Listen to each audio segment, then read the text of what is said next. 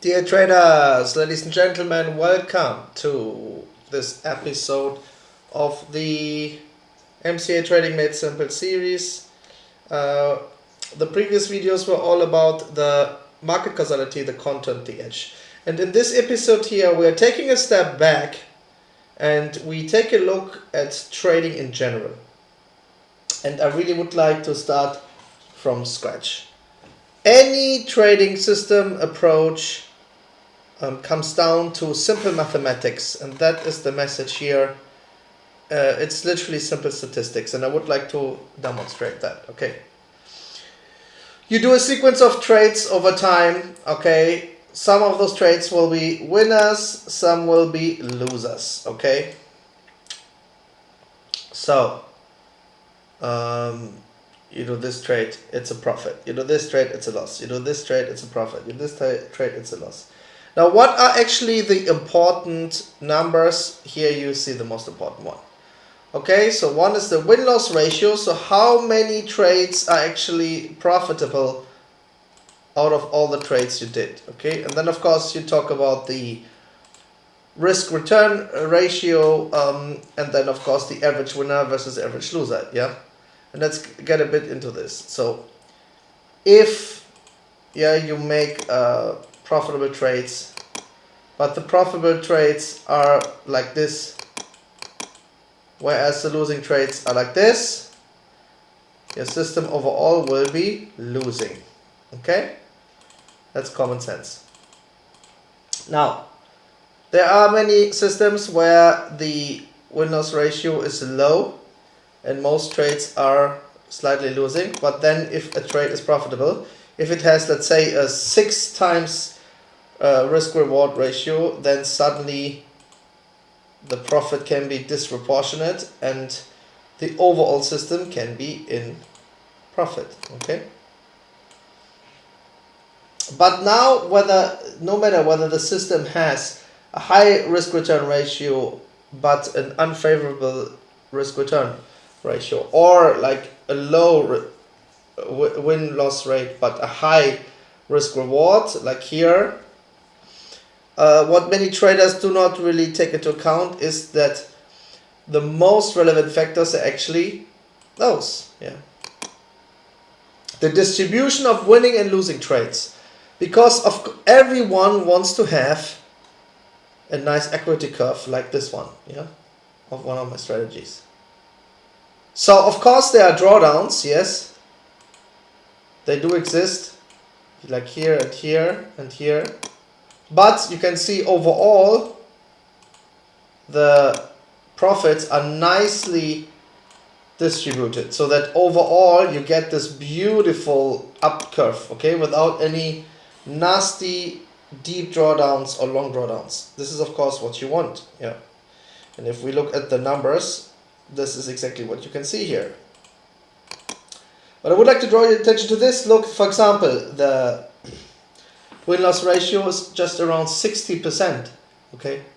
However, the average profit compared to the average loser is also very good. You see, there's no imbalance there.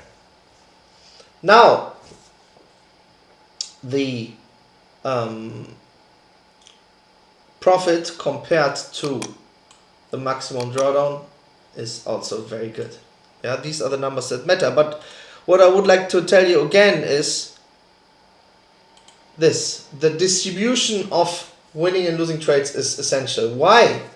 Because if there is a bad distribution, yeah, even if you have a winning phase and there are some nice profitable trades and your account curve goes up nicely, if this is followed by loss after loss after loss after loss, then your equity curve will also be really nasty. Okay. You understand what I mean? Now, this is of course also related to trade frequency. Yeah. Like typically, the more trades the system does, there is a tendency for the numbers to get worse. But then again, if the system has very few trades, this can also imply that the system is a little fragile, because a low number of few trades can have a big impact on the overall system, you see.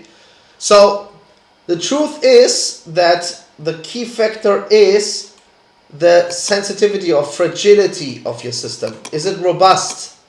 If it's robust and it trades something where you have a proven edge, then the distribution of winning and losing trades can be nice, so that you have a nice upward sloping account curve like I showed you. Okay. However, as soon as things are out of balance, this is not the case. Okay.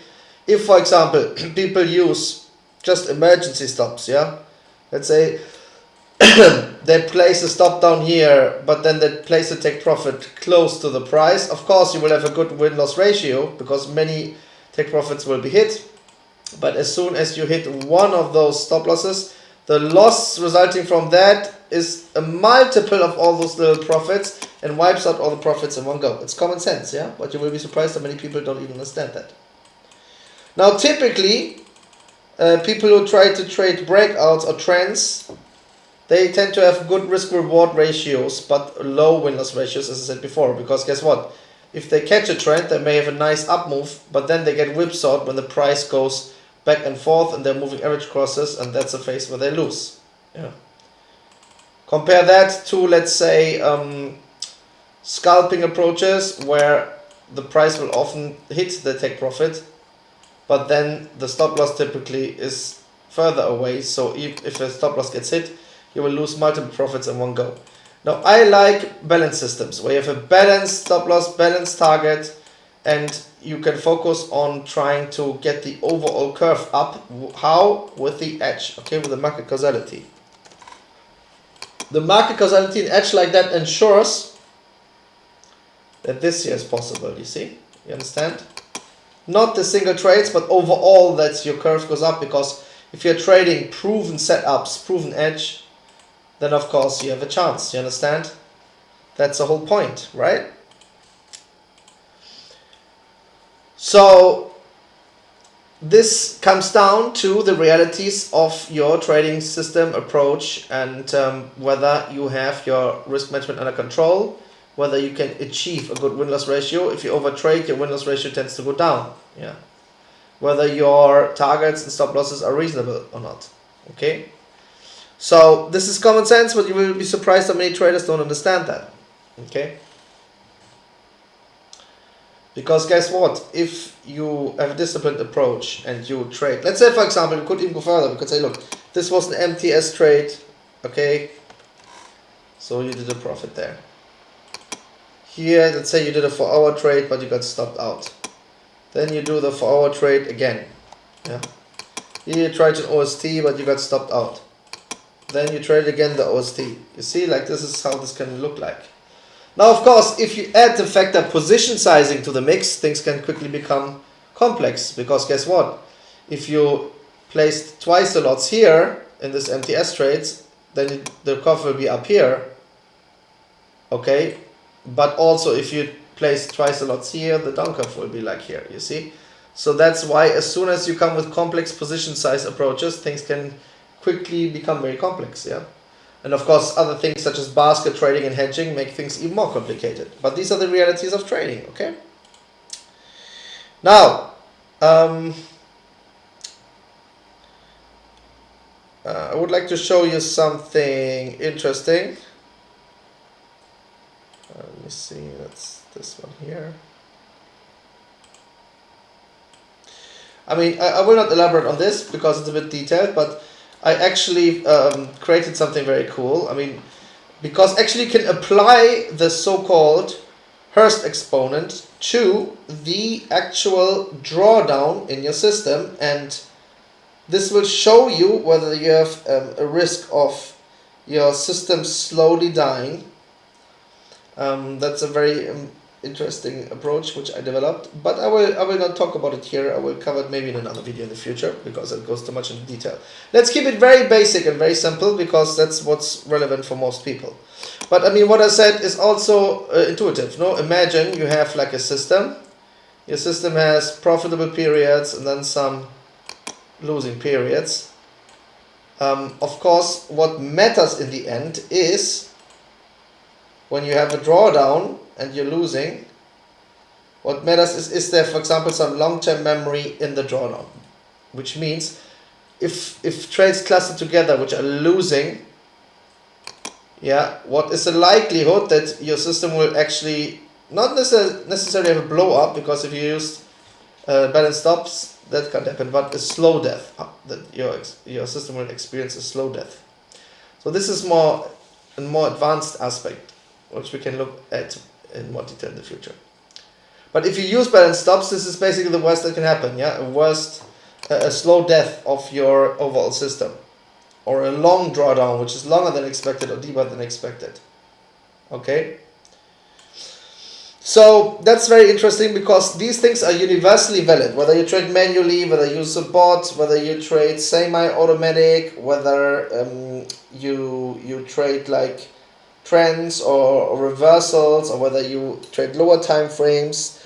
No matter what you do, it all comes down to these numbers here, really, it does. And let me tell you, if your profit is 3 times higher than your maximum drawdown, then you're in the game, okay? If your numbers are balanced like this with a reasonable trade frequency, then you're in the game.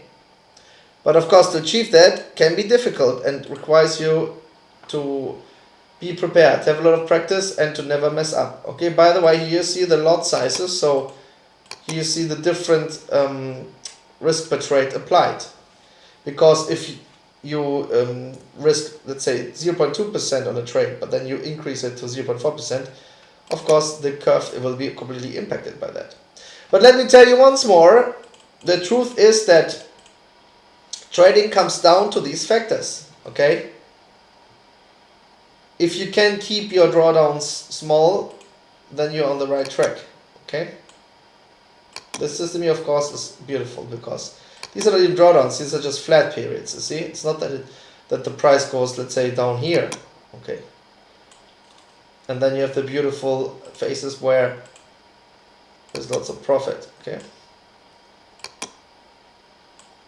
And basically, this here is the cost you pay, okay, for being in the markets when this happens, okay? There is no trading system approach in the world that doesn't have losing trades or losing periods, okay? It is part of the game. But if you can achieve a curve like this, then you did a great job. Without cheating, yeah? You can make nice curves by not using a stop or by using martingale and all of that. But that's cheating. Then you have blow-up risk. This strategy doesn't have blow-up risk.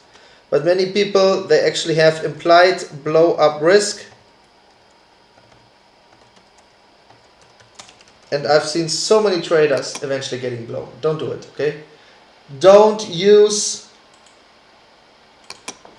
grid trading or martingale or pyramiding or hedging or high frequency trading. Okay, all these approaches, including no stop loss, will lead to a blow up. Okay, don't use that. This will lead to this, okay? We don't want that. In trading, you want stability. And really experienced investors will appreciate stability. They don't want you to double the account. They want you to achieve a reasonable return subject to even more reasonable risk. That's the key, okay, by the way. But of course, this implies that all the different market phases are covered and you trade well day in and day out and over different phases, okay? That takes all the things we have discussed in the last episode, and of course, above all, it takes understanding the MK web, the causality, how to do it, to go through the steps, but it's not rocket science. Okay? So we keep it very simple, but never forget this, okay? Never forget this here. This is really essential in this game. Your win-loss ratio, risk return, but then also the distribution of your trades, that your drawdowns are reasonable and manageable. If you can do that, then you're a great trader. And you should make sure that your approach or system has some robustness and it's not completely fragile. And it's not based on the price eventually making a reversal, like so many systems out there. Yeah, that's hard, I know. And as I said before, I've tested so many systems over years. And actually in the future I should maybe make a video about it and demonstrate some systems which look good and show you how they actually perform over real data and how bad they perform. But to make a long story short, understand the market causality, this is your edge. Then, as I said last time, use reasonable risk management and then just focus on working well day in, day out. It's literally that simple. With discipline, with control, with a good mindset, with patience, okay? Being aware when the next news are coming, always having an eye on your exposure, avoiding concentrated risk, always using stops, okay? Not going crazy on your risk per trade. Doing it in a very controlled manner. If you do that, then you can achieve a nice stable curve, and then you can do prop trading or whatever, and you have a chance to win. It's a long way today, yes. This takes years and years, but it's possible, and I encourage you to do things in the right way. Don't lose time, don't lose money.